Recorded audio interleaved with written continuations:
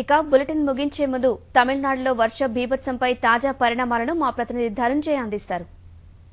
4 రోజులుగా కురుస్తున్నటువంటి భారీ వర్షాలకు చెన్నై, పుదుచ్చేరి ప్రాంతాల్లో బాగా ఎక్కువ ప్రాంతాలన్నీ మునిగిపోయాయి, నీట మునిగిపోయాయి. ప్రస్తుతం మనం మెరీనా బీచ్ ప్రాంతంలో ఉన్నాం. ఇక్కడ కొంతమంది ఇక్కడ పనిచేసుకున్నటువంటి వ్యక్తులు ఉన్నారు. వారిని అడిగి తెలుసుకుందాం ఇక్కడ ఎలా వాళ్ళు ప్రభావితం అయ్యారన్నది. ఎలా ప్రభావితం అయ్యారు ఇక్కడ? 2 నెలల నుంచి 1 నెలతో మళ్ళీ వర్షాలు ఎక్కువ వచ్చేసారు. ఇక్కడ అన్ని నీళ్ళు అయిపోయింది. ఇక్కడ ఏం పరిస్థితి లేవు, అన్నం లేదు, ఏం లేదు. ఇక్కడ ఎవరు వస్తుందో అన్ని చూస్తా పంటారు. ఇక్కడ గవర్నమెంట్ కూడా వస్తే లేదులే, అంతే ఈ పరిస్థితి. చాలా నీళ్ళు ఇక్కడ నుంచి లేదులే, ఇక్కడ నుంచి 1 కిలోమీటర్ పోతుంది, నీళ్ళు అక్కే ఉంటుంది. ఇక్కడ 1 నెల నుంచి ఈ పరిస్థితి వస్తుంది. 1 నెల నుంచి ఎక్కువ వర్షాలు వచ్చేస్తాడు, నీళ్ళు ఎక్కువ అయిపోయింది అంతే. వేరే ఏం అన్న కుక్కలు కూడా అన్నం లేదు. ఇక్కడ ఏం పరిస్థితి, జీవన కూడా అంతే మార్చిపోయింది. மழை பெஞ்சு ரொம்ப ப்ராப்ளமா இருக்குங்க. இங்கே சாப்பாடு கூட இல்லாத ரொம்ப சிரமமாக இருக்கு. கொசு கடிக்கு ப்ராப்ளம், அப்புறம் படுகை ப்ராப்ளம் வேற.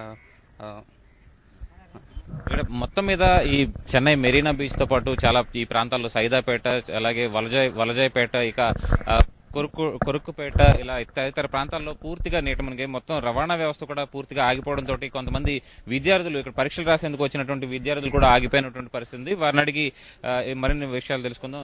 మీరు ఎక్కడి నుంచి వచ్చారు చెప్పండి? శ్రీకాకుళం నుంచి వచ్చాం సార్. ఆర్పిఎఫ్ సెలక్షన్ కోసం వచ్చాం. 3 రోజులు అయింది వచ్చాం.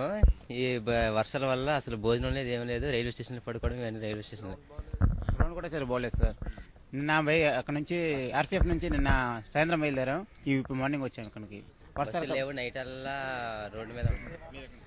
శ్రీకాకుళం నుంచి వచ్చాం. నిన్న మధ్యాహ్నం 1 గంటకి బస్సు ఎక్కితే మధ్యలో బస్సు ఆపిస్తారు వర్షాలని. మళ్ళీ అక్కడి నుంచి దిగి మెట్రో ఎక్కి మళ్ళీ వచ్చాం. మళ్ళీ అక్కడి నుంచి మళ్ళీ బస్సుకు వచ్చాం.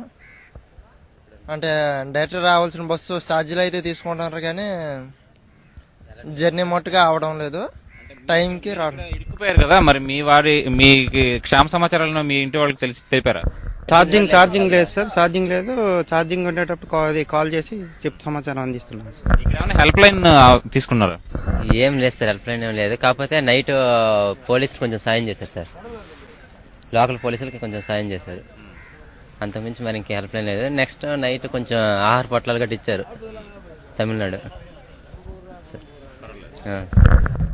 ఇది ఇక్కడ మొత్తం పరిస్థితి. మొత్తం ఈ ప్రాంతంలో మునిగిపోవడం అంతా, వర్షాలతో మునిగిపోవడం, లోతట్టు ప్రాంతాలన్నీ కూడా నీట మునిగాయని చెప్పాలి. మొత్తం ఇక్కడ చాలా మంది జనం అటు రవాణా వ్యవస్థలు లేకపోవడంతో ఇటు రైలు రవాణా గానీ, అటు రోడ్డు రవాణా గానీ, ఇక విమానాశ్రయం కూడా పూర్తిగా మునిగిపోవడంతో ఎటు కదలేని పరిస్థితి ఉంది. పూర్తిగా చెన్నై నగరం అంతా కూడా నీట మునిగిపోయినటువంటి పరిస్థితి కనిపిస్తుంది. కెమెరా పర్సన్ శ్రీనివాస్ తో కలిసి ధనంజయ్, ఈటీవీ న్యూస్, చెన్నై.